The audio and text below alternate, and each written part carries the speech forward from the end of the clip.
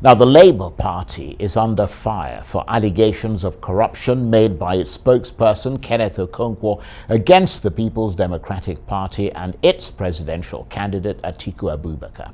Mr. Okonkwo appeared on this program on Tuesday, alleging that Mr. Abubakar is spectacularly corrupt and that under the PDP so much of Nigeria's commonwealth was diverted and snatched away, and by that measure the party or the candidate do not deserve to be allowed anywhere near the corridors of power again.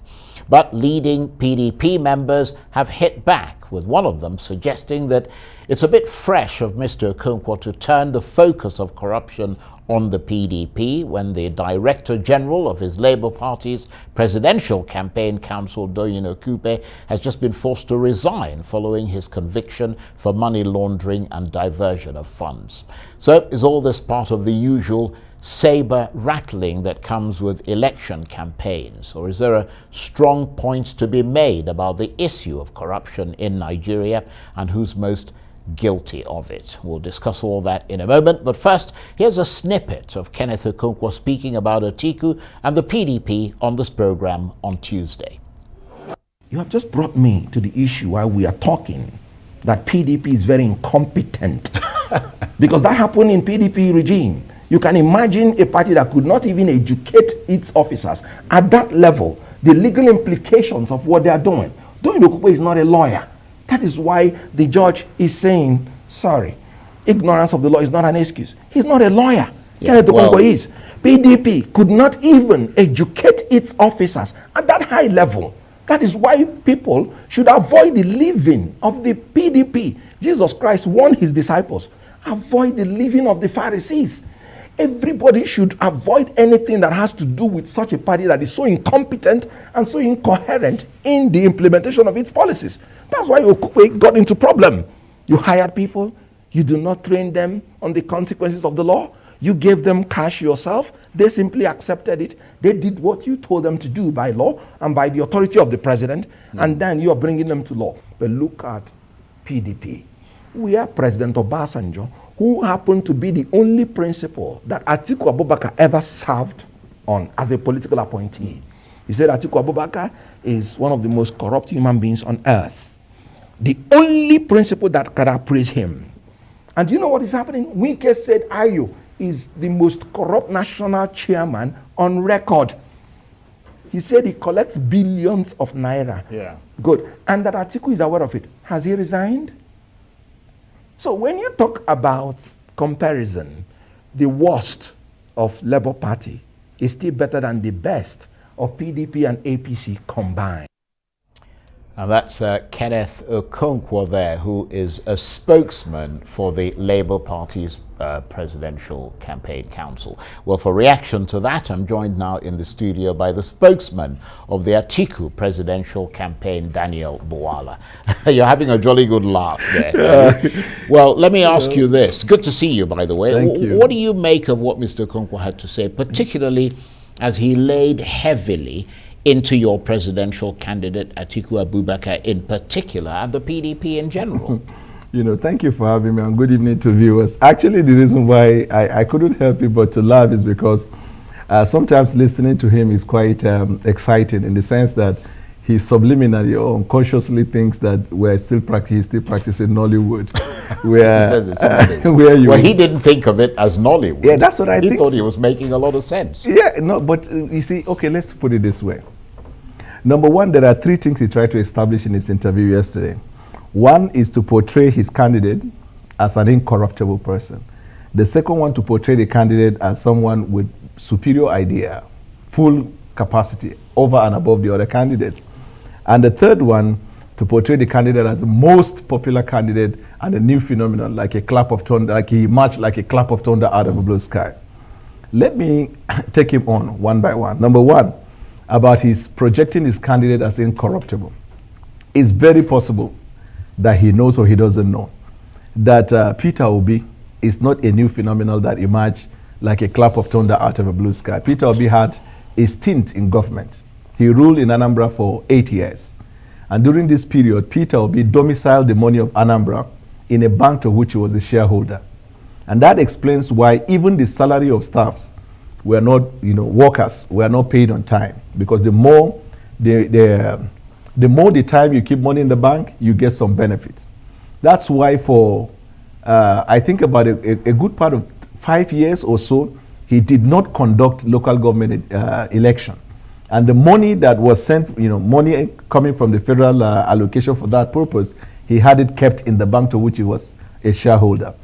And that is why even the contractors that were given contract during the time he governed as governor, their monies were not paid on time, yet so he could get the interest. As a matter of fact, December salary for staff were not paid until sometimes the next year.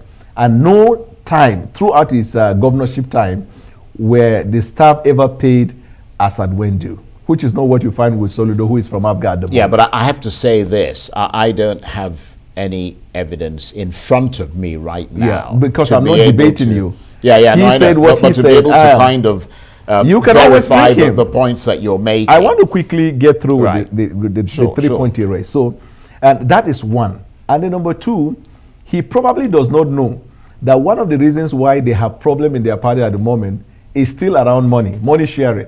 When Peter Obi came back from North America, there was rumor flying that he was asked to declare the money that he got from supporters, and that he did not. Instead, he even opened a private account, which created a problem, so to speak, between him and some key leaders in the party, which explains why, though Okupe was alleged to have demanded some accountability or that his share be paid, allegedly, which was not given to him, and then the next thing you heard, some people wanted to remove it. Yeah, but these are all kind of wild rumors, aren't they? I mean, so, you can't authentically verify the things that you're saying. So has he verified everything he said about Atiku? Well, let me do this then.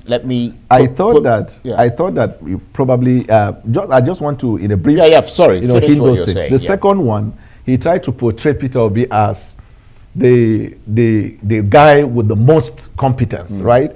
It is not surprising that just a few minutes ago, Peter Obi's personal friend Atedo Petersai released the polling, and he appeared on television, tried to analyze the polling.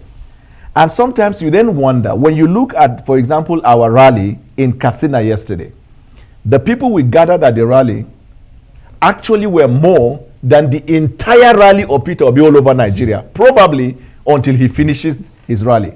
That's one. Number two, at a better time, we'll probably critique the polling. I believe that is a 419 polling, because that's his friend, of course. Polling, you have to project that person consistently at that. Then he doesn't have the capacity. Throughout his reign in Anambra, you could see that he did not, these are reports from experts, that he did not focus on infrastructure.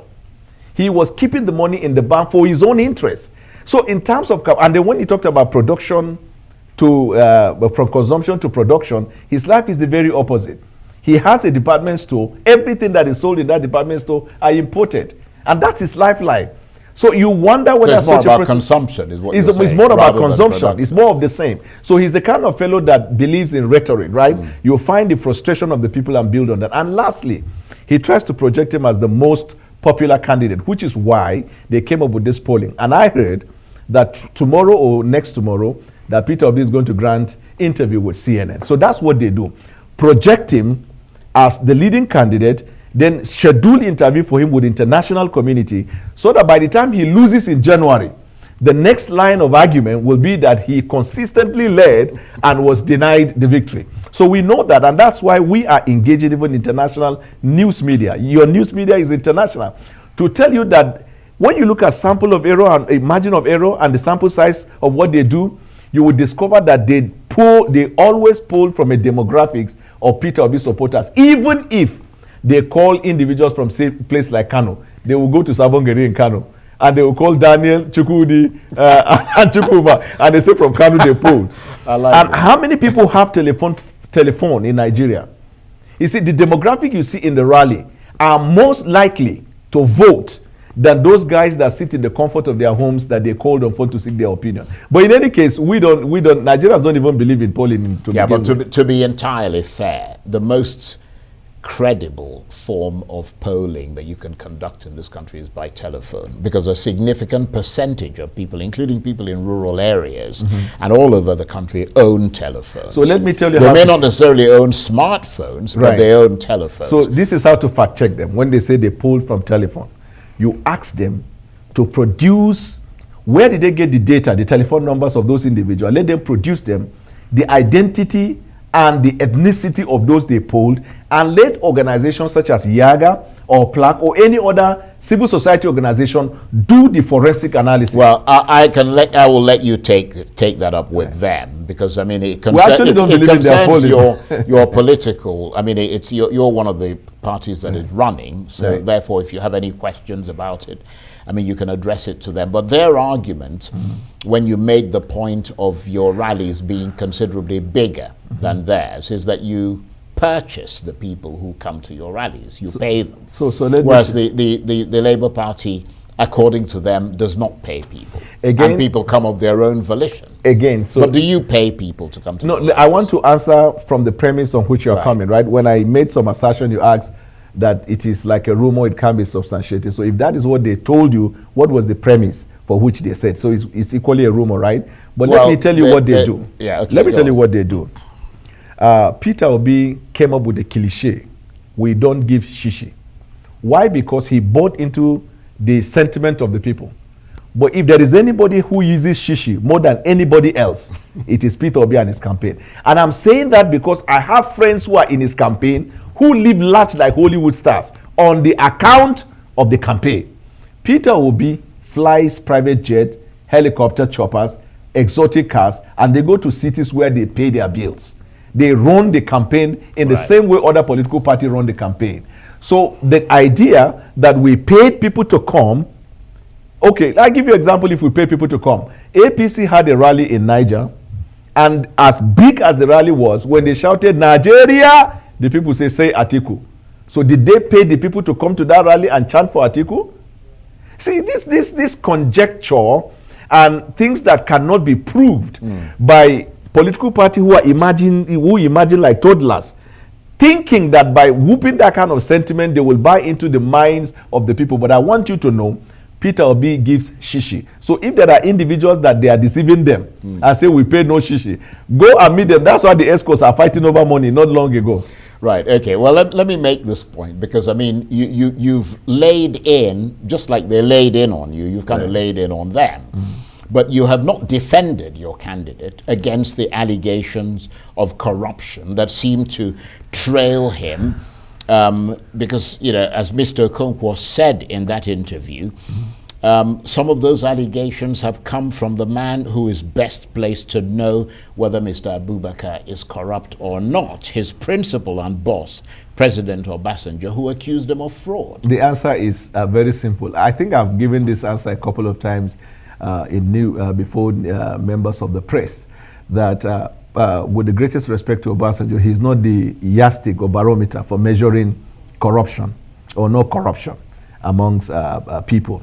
And secondly, in 2019, you see, in 2015, he did not like Atiku, and he said Atiku was corrupt and supported Buhari. In 2019, he did not like Buhari, and in 2019, there's a video, I can send it to you, where the same question was asked of him, and he exonerated Atiku by himself with his mouth, not under any influence. Well, and in 2022, he is saying a different thing. But we run a government. When you say exonerated Atiku, what do you mean? He said that the notion that Atiku is corrupt. In other words, that he's no longer. Yes, no, he said that the notion that Atiku is corrupt is wrong and not founded.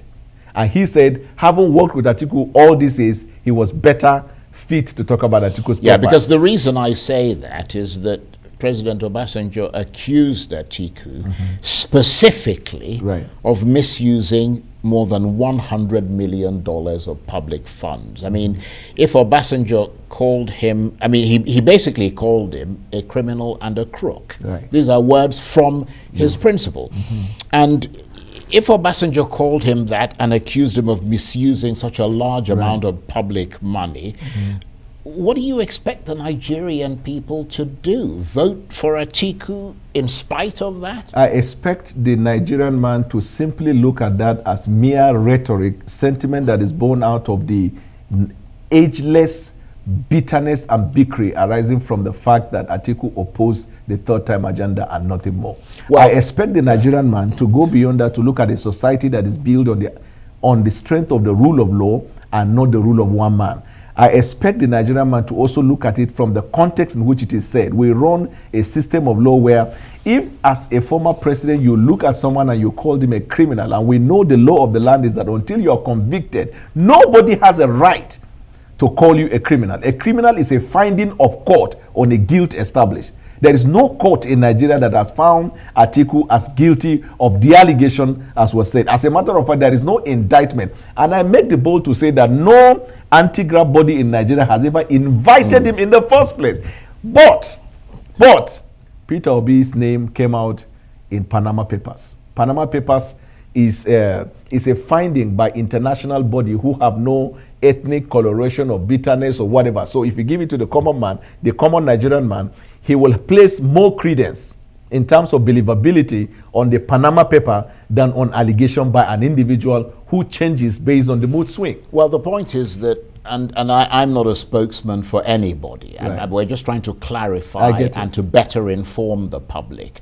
I mean, listen to this quote from President Obasanjo's book, My Watch, in which he talked about Atiku. He said, quote, "What I did not know, which came out glaringly later, was his propensity for corruption, his tendency to disloyalty, his inability to say and stick to the truth, a propensity for poor judgment, his lack of transparency, his trust in money to buy his way out on all issues, and his readiness to sacrifice morality, integrity, propriety, truth, and national interest for self and selfish interest." And that's extracted from Obasanjo's book, My Watch, Volume 2, pages 31 to 32. And the answer is simple. That book did not succeed on the evidence of peer review, because the book, the allegation in the book against different people in Nigeria was debunked by people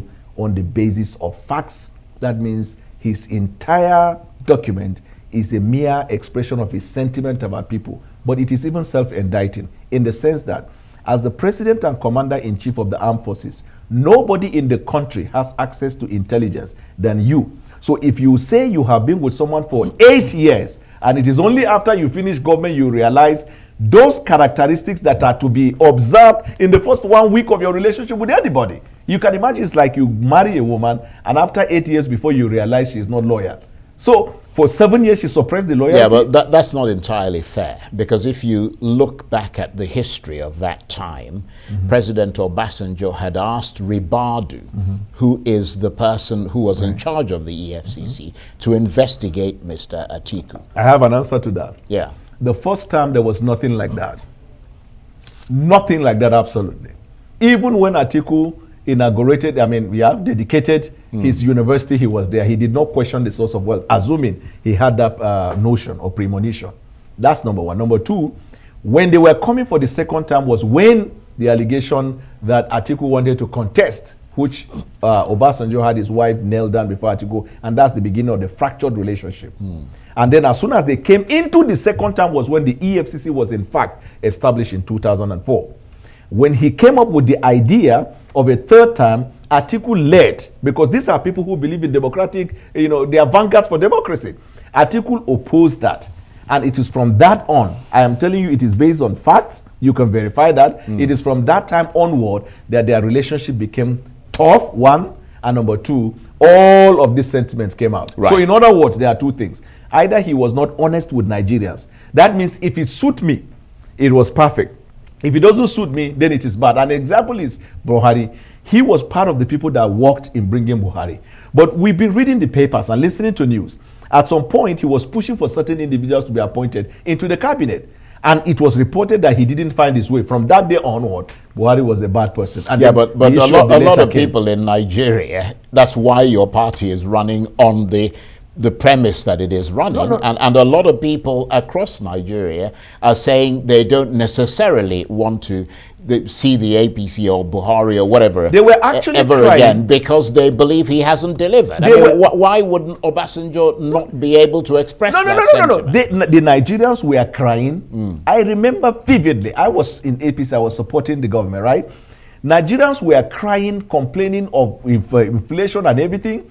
When Obasanjo was going on envoy visit, he will come back, he will be confronted with the question, he will be begging Nigerians to give him time that Buhari is good, Buhari is excellent because he was in good books. I am telling you this, we can never build a society where the rule and opinion of one man becomes the barometer for measuring the progress of a country. You might be consoled, even if slightly, by the knowledge that in that same book, My Watch, Mr. Obasanjo described Bwala Ahmed Tinubu as, quote, definitely one of the worst cases in terms of corruption. Again, I will tell you something. So your presidential candidate has some company there in terms of people I'm Obasanjo not consoled. sees as manifestly corrupt. No, but I'm not consoled. Why? Because although I don't support Asiwaju, but it is a documented fact that he also has hatred for Asiwaju. So the two people, President Obasanjo, with the greatest respect, will not want to see govern this country as these individuals, either Atiku or Asiwaju. That is why he's going for Peter Obi. Right. All right. So on the basis of that, I'm saying I am not consoled by the book. As a matter of fact, it is not just his book. Memoir and some of these publications emerging from politicians in Africa, that's one of the reasons why the book don't sell in the international market, because they are books that are not bred out of sincerity. It is usually the documentation of your sentiment, oftentimes influenced by a certain consideration that does not give the reader the opportunity to look at it from an unbiased point of view. That is why I told you about the polling. The Atedo Peter side is a supporter of Peter Obi. Yeah, but all books, particularly books that are written from the point of view of a political perspective, always have a position. I mean, whether it is, what's his name, Obama that wrote the book, or Clinton and so on, all the criticisms about other people is his assessment of those people. And those people often deny it. But the assessment is to be measured from the perspective and prism of the eyes of the common man. That is why in our practice of it comes from the perspective of the person who wrote the book. But it must be assessed. I'm talking about assessment. When you give your perspective, somebody has to assess. When we finish this interview, you have guests that you ask them to analyze.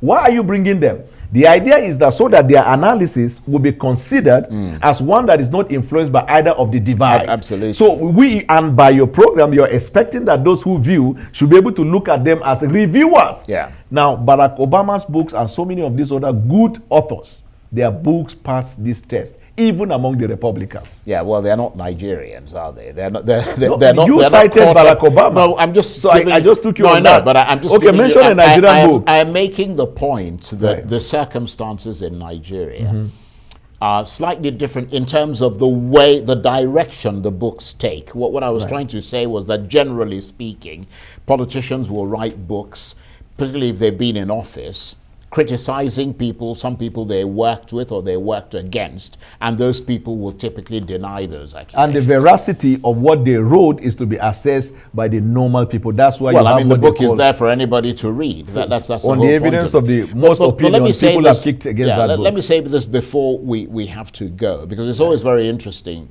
sort of talking with you. Since we mentioned Tinubu and so on, well, what about these alleged moves to get rid of Godwin Emefiele, the governor of the central bank? I mean, some have suggested that it would be to the advantage of parties like the APC and the PDP, who are big cash spending parties, to remove him from office because of his monetary policies that are,